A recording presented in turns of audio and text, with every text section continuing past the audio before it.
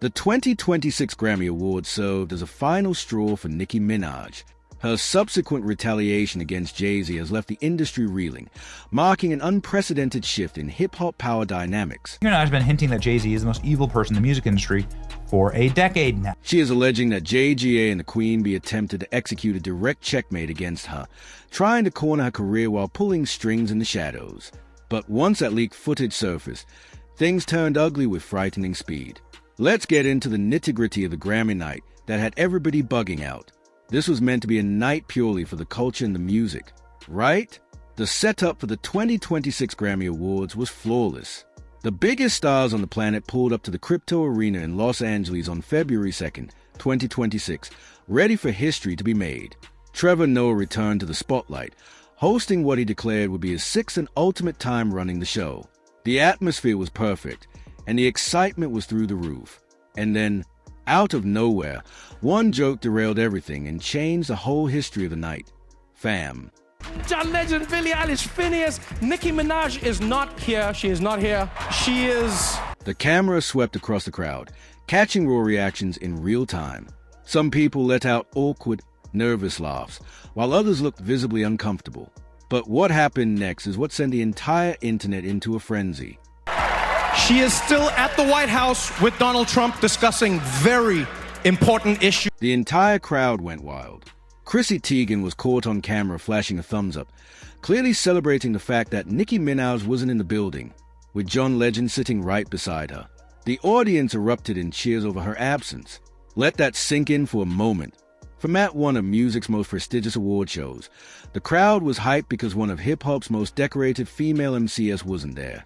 And Trevor Noah wasn't done yet. He turned up the heat, pushing his jokes even further and even dropping what many people thought was a spot-on impression of President Donald Trump. Actually, Nicki, I have the biggest. I have it. Everybody's saying it, Nicki. I know they say it's you, but it's me. Wop, wop, wop. Look at it. Look at it, baby. The joke centered on Nicki pulling up to Washington, D.C. just days before the ceremony, where she'd linked up with President Trump. She posed with him, openly called herself his #1 fan, and said she was granted what she described as a gold card visa. She also spoke with U.S. officials about issues impacting Nigerian Christians. And now, Hollywood had turned her into the punchline. What no one inside that building could have predicted was that this moment would spark one of the most explosive rants the music industry has seen in years. Nicki Minaj started unloading in real time, dropping nearly 24 posts during the ceremony itself. She completely hijacked the night's online conversation, fam.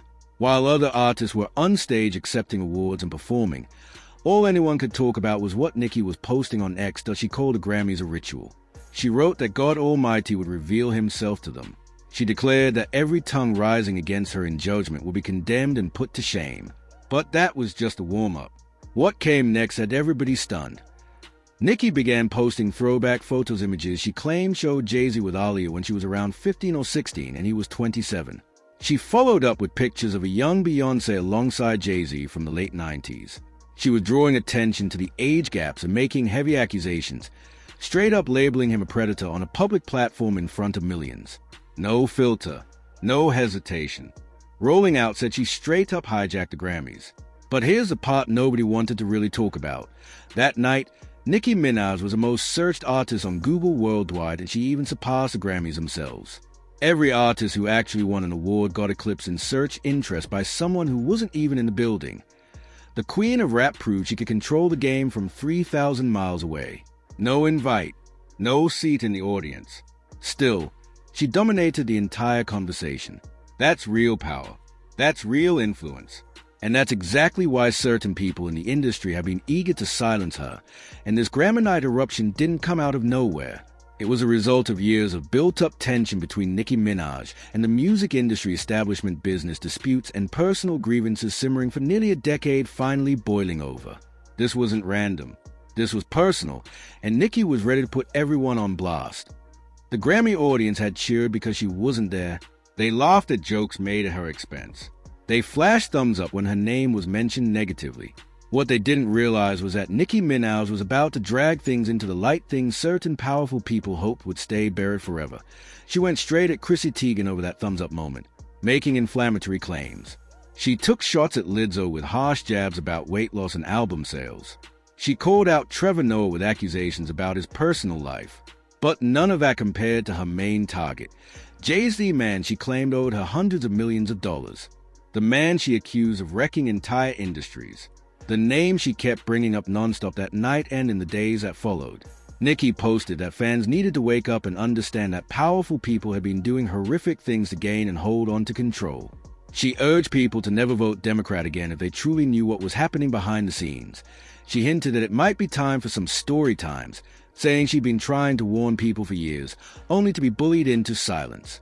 Then she dropped a business bombshell that sent shockwaves through the industry. Nicki announced she would not release another album until a contract was renegotiated and until she exposed what she described as deliberate sabotage. She referenced a possible RICO situation. She talked about uncovering Billboard manipulation. At that point, this was no longer just personal drama. Fam, this was a full-scale declaration of war on the entire industry machine. A night meant to celebrate music turned into a moment that peeled back the ugly underbelly of entertainment, and Nicki Minaj was only getting started. The money she says she's owed. The system she claims is trying to silence her. To really understand why Nicki exploded on Grammy night, you got to rewind to 2015. That was the year Jay-Z launched Tidal, his streaming service that promised to revolutionize how artists got paid. Nicki Minaj was one of the original artist partners on the platform, reportedly receiving a 3% equity stake in exchange for promotion and exclusive content. She showed up to the launch event, posed alongside Jay-Z and Beyoncé, and went all in promoting the platform to her massive fan base. Outside of Beyoncé herself, nobody was pushing Tidal harder than Nicki. She put real weight behind it. Then 2021 rolled around. Jay-Z sold Tidal to Square for $32 million. That sale should have been a huge payday for the artist partners who helped build the platform from day one. But according to Nicki, that's not how it played out at all. She says she received a phone call telling her there was no money made on the deal. Instead, she was allegedly offered just $1 million to stay quiet about everything. And she wasn't having it. Fast forward to July 2025, and Nicki finally took her complaints public. She tweeted that her team had calculated losses somewhere between $100 and $200 million so far. She called on Jay-Z to settle what she described as a karmic debt, warning that the longer it dragged on, the more interest it would collect. And in classic Nicki fashion, she capped it off by saying he was still in her top 5 sick praise wrapped inside a very loud demand for her money. So in a series of tweets, Nicki Minaj is claiming that Jay-Z owes her $100 to $200 million so far. But the money was only one piece of the puzzle. Fam Nicki started leveling accusations that went way beyond a business dispute. She claimed Jay-Z and Roc Nation had damaged hip-hop, football, basketball, touring, Instagram, and Twitter. That's a jaw-dropping list. The question everyone was left asking was simple but heavy. How could one person or one company have that much reach and that much influence across so many different industries? Dear hashtag Jay-Z, you ruined hip-hop, you ruined football, you ruined basketball, you ruined touring, you ruined Instagram, you ruined Twitter. The jig is up. The football accusation ties back to one of the most controversial Super Bowl moments in recent memory. When Kendrick Lamar was announced as a 2025 Super Bowl halftime performer in New Orleans, a lot of fans expected the hometown legend Lil Wayne to get that slot. Nicki went straight at Jay-Z over the decision, accusing him of deliberately snubbing Wayne. She said he was denying a black artist what he had earned in the game, all because of ego. According to Nicki, Jay-Z had long-standing issues with Birdman, Drake, and herself, and she claimed that tension was now being taken out on Lil Wayne. Well, she felt like Lil Wayne. She feels like Lil Wayne should have been the performer at the Super Bowl in New Orleans. Nicki also made pointed claims about her work being deliberately suppressed.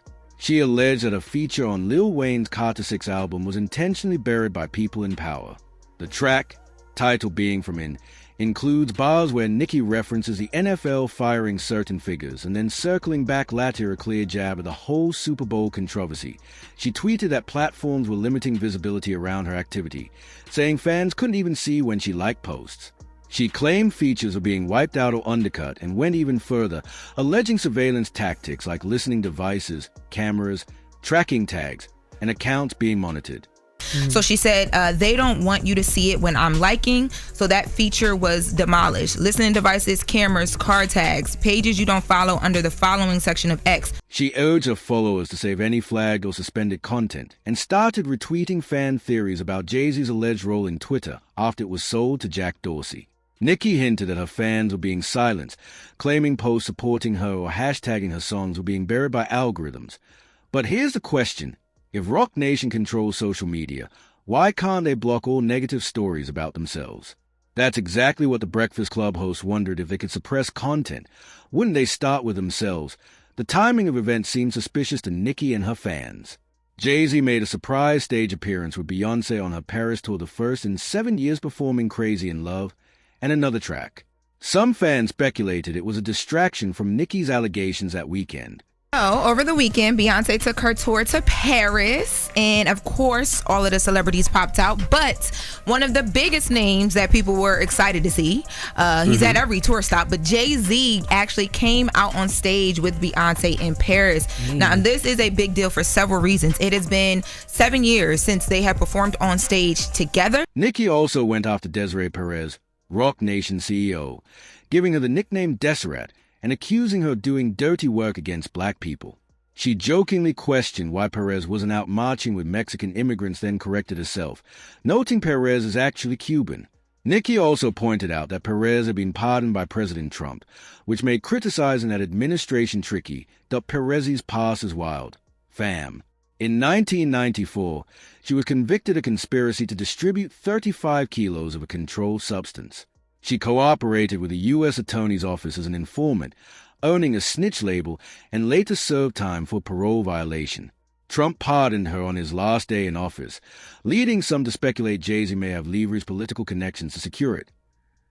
Nicki also reposted an interview with DeMarie Hadley, Perez's estranged daughter, who claimed her mother unlawfully locked her in a Florida mental health facility under the Baker Act. Nicki drew parallels to her own swatting incidents, where fake emergency calls were made to her home. She suggested Rock Nation may have used its influence to damage her reputation. Much like Hadley alleged her mother had done, Nicki tweeted about the wild claims from Desiree Perez's own daughter, asking if it was strange that false statements were allegedly used to lock her up in a mental facility. She pointed out how Perez's black son-in-law was allegedly accused of harming her daughter to get him in trouble. To Nicki, the parallels to her own experiences were undeniable. The accusations kept piling up. She claimed Jay-Z got upset when she refused to hand over a beat she'd already started legal paperwork for. She said the song she did with A Weekend for Queen was supposed to be Hayes, but Jay-Z insisted it belonged to Beyoncé. She even alleged she was sued for hundreds of thousands over a track with Nas that never dropped, all because of Jay-Z's jealousy. The smoke is impossible to ignore. And now everyone is asking, why hasn't Rock Nation taken Nicki to court? She's been publicly making these claims for months. They were quick to back Megan Thee Stallion and sue a blogger who had nothing, so why not sue Nicki? Their silence is telling. From usually when powerful people don't sue, it either means they know they don't have a case or maybe there's some truth to what's being said. I'm wondering why Rock Nation don't sue Nicki. If they're quick to kind of support Meg and sue a blogger who doesn't have anything. Why not sue Nicki? That's kind of odd. Nicki's political moves have set her apart in the entertainment world. She recently clashed publicly with Don Lemon, the former CNN anchor, who criticized her for supporting Trump and questioned why LGBTQ plus people in black communities would stand with her shortly after their exchange. Lemon was arrested over a conspiracy case tied to religious freedom and a church protest. He was later released after a judge raised questions about the legitimacy of the charges. Naturally, Nicki's fans were convinced she had some hand in how it all went down. Nicki Minaj also linking up with Trump, getting her gold card. Also, we haven't talked about this much, but Nicki Minaj, got into a spat versus Don Lemon, and then he got indicted and arrested. Elon Musk has publicly shown support for Nicki on X, even retweeting her post with American flag emojis. The richest man on the planet and the most powerful woman in hip-hop are now seemingly aligned against the same establishment of pairing nobody can ignore. Fam, the Breakfast Club hosts offered one of the most measured takes on the situation. They pointed out that if someone owed them $200 million, they'd be in court, not tweeting. They also noted that if Nicki ever did take this to court, it would be a massive story so big that they promised they'd be in the courtroom to cover it.